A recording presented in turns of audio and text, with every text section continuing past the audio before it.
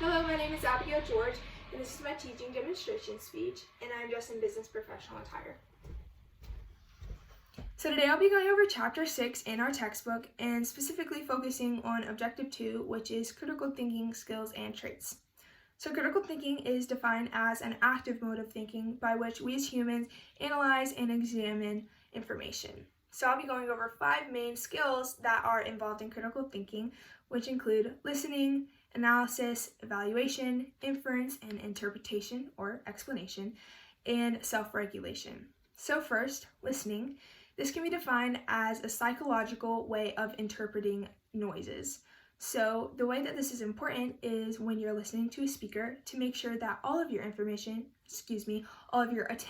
is on what the speaker is talking about and what they are saying, instead of getting easily distracted by noises around you or in the back of the room. So also, it is important to make sure that even if you aren't necessarily intrigued by what the speaker is talking about, or you don't necessarily agree, it's important to place those things aside and put all of your attention to what the speaker is talking about so you can gain a full knowledge of what exactly they're trying to get across. If this is done wrong and you don't listen fully and get distracted by something beside you say, this can cause you to miss a main point by the speaker and completely not understand what they are trying to get across and what they are talking about. So the second skill of critical thinking is analysis, and this is when you fully examine the speech. This is where you break down into detail what the speaker was saying and their claims and their main points. An often way this is used in everyday life is when people take notes.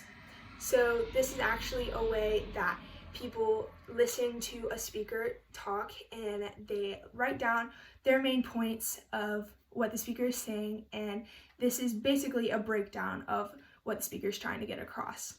So that is an example. If a teacher is giving an academic lecture and students take notes, this is a breakdown and an examining of the speakers, what they're saying. The third trait that is involved in critical thinking is evaluating. And this is basically more analysis, but just focusing on examining the main points and seeing if the claims that the speaker is making are valid. And so you ask yourself questions such as, is the speaker credible? Like, did they say anything along the lines of what they did to gain a full knowledge of what they were talking about? Or ask yourself if the information that the speaker is saying sounds to be true or false based on common sense, or if, say, if you think that more research on this particular topic would either strengthen or weaken the speaker's main points. And those are just a few of the questions that you ask yourself. And so an example is if a student, say not a teacher, is giving a lecture, an informative lecture, you see if they have said where they're getting their information from and make sure that they are using credible sources to support their claims. So the fourth skill that is involved in critical thinking is inference and interpretation or explanation. And this is basically focusing specifically on seeing if the speaker has used evidence that is valid and supports their claims.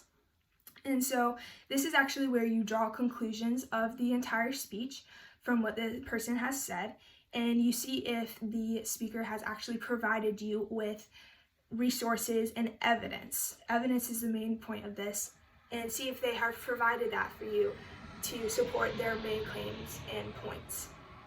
And so questions you ask yourself are such as, what kind of evidence that the speaker has given you to compare their main points to the research.